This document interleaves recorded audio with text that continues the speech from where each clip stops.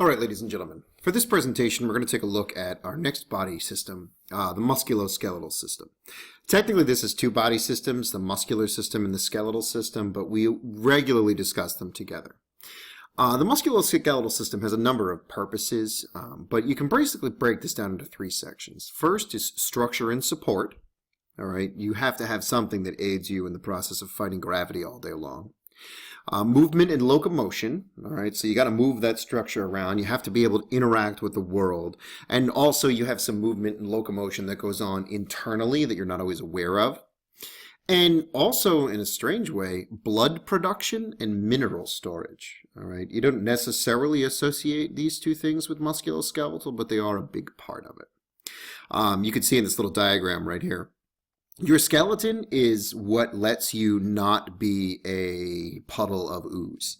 I frequently like to say human beings are nothing but a sack of water with some cells that is hung on a skeleton hanger. And it's really kind of the truth. Your skeleton is what holds your organs up, your skin up, it gives your body shape, and your muscles are what allows you to move, which obviously is a very important thing. So let's get into some of the details here. So here you have a diagram of the skeleton. For this purpose, you're not really going to be responsible for naming all of the muscle or all of the skeleton bones for me or anything ridiculous like that. I just want you to be aware of some of the different ways that we look at the skeleton. First off, we need to talk about the fact that human beings have what's called an endoskeleton. This prefix endo means in. Okay, so you have a skeleton that is internal in nature. And that makes sense. You don't see everybody's skeleton. So that means that it's inside your body. In many ways, in some cases, it's actually the innermost portion of your body. All right. You also see a lot of the other option, exoskeletons. When you look at a lot of insects or things like lobsters, crabs, they actually have their skeleton on the outside of the body.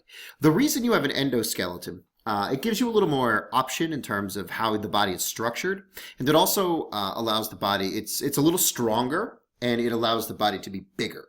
Attack of the Giant Ants isn't a real thing because they just can't get much bigger because the exoskeleton limits their ability to support the body. And that's why the endoskeleton is an evolutionary choice or evolutionary outcome. Your endoskeleton is actually divided into two sections. There is the axial skeleton and the appendicular skeleton. So you see how axial over here is written in blue. So this is your axial skeleton. And your appendicular skeleton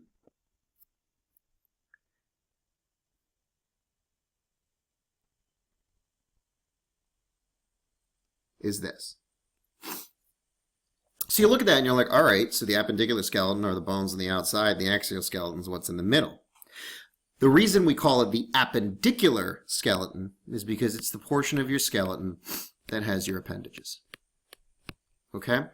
So your body is basically divided into two sections. The part of your skeleton that's in the middle that provides a little bit of protection and basically a place for your organs to all sit. And your brain. There's a lot of protection for your brain. And then your skeleton, which basically provides you your appendages, which allows you to interact with the world. It allows you to move. It allows you to reach your arms out and grab things. So those are the ways that we break down the skeleton. And your skeleton is an endoskeleton. Now, again, we're not going to get into a whole lot of the details about your bone structure, but I do think it's important you understand that there is an internal cavity in your bone. Now, I don't want you to think about your bone being hollow. Your bones are not hollow, but your bones do have cavities in the middle. And the cavities in the middle of your bone contain something that's called bone marrow. All right. Now, bone marrow is where the remaining stem cells you have left reside. Now, specifically, they're not perfect stem cells. They're not stem cells that can become anything. But they are stem cells that generate blood cells. So it's a common understanding that you replace your red blood cells every month, 2 months, something like that. You replace your white blood cells fairly regularly. Although when it comes to white blood cells, it's more about you produce them in response to an infection. And so the place where they sort of sit in waiting is the stem cells of your bone marrow. And then your platelets which are the structures that you use to heal wounds, are also produced regularly in the bone marrow. And so if you recall, one of the things we talked about is that cells are able to differentiate at early stages. So bone marrow is actually filled with cells that are held in those early stages. They can't differentiate into anything, but they can differentiate into all the different types of blood cells. The other thing I want you to realize is your bone is actually living tissue. And so that means that there are actually blood vessels inside your bones. There's little, there's holes in your bones and blood vessels run into them so that the cells that make up your bones can actually get nutrients and give off waste. Please understand that, like, your bone is not all cells. It actually is like calcium oxide. It's been sort of, collected. But there's little tiny, almost like divots in your bone, and I say tiny because inside this divot there's like one cell, and that one cell gives off all the chemicals that collect with the calcium to form your bones, and that's what keeps them healthy and stuff. So there are cells inside your bones. I think that's an important thing to sort of remember. And you can see on this structure that there's a lot of different sections of your bone. There's spongy bone and compact bone. Compact bone is better for load bearing. Spongy bone is actually generally where your bone grows. One thing I do want to say is when you are young, all of your bones have bone marrow in them that produces blood cells. As you get older, it actually mostly is the appendicular skeleton and honestly mostly your rib cage. So the older you get, less of your cells are producing, less of your bones have active blood producing marrow inside of them. So the thing about your bones is your bones are solid structures. So they don't like flex. It's not like you can be like, here, let me bend my bone. That's not going to end well for you. You shouldn't try that. So instead what happens is your body is divided into several bones. All right. And I mean, a lot of bones. And where those bones meet, we refer to as a joint. All right. Joints are where bones connect. You can see that written right down here. Now you also can see here there's different types of bones. So you have a plain joint and you can see the arrows showing you how those joints are able to move, and an example right here of what that might be. You have the saddle joint, a hinge joint. That's one of the most common. You see those at like your elbow, your knees. Pivot joints, ball and socket joints, which you see at your hips.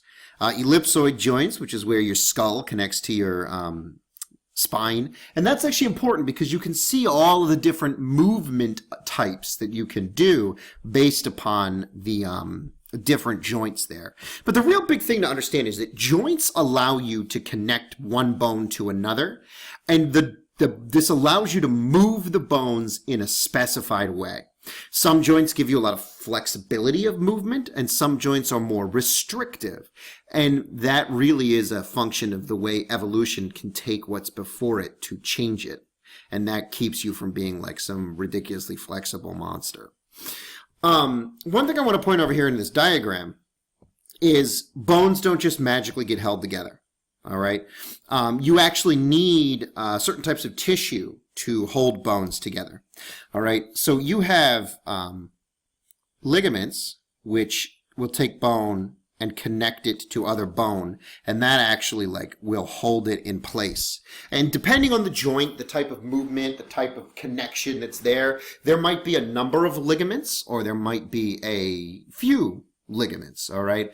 But there's definitely, depending on the bone, there's always ligaments that hold them together. And now, the other aspect of this is something has to hold your muscles to the bones, and that's the tendon, all right? So those are the two big things right here to understand is there's actually two types of connective tissue, all right? And that's an important thing. These are connective tissue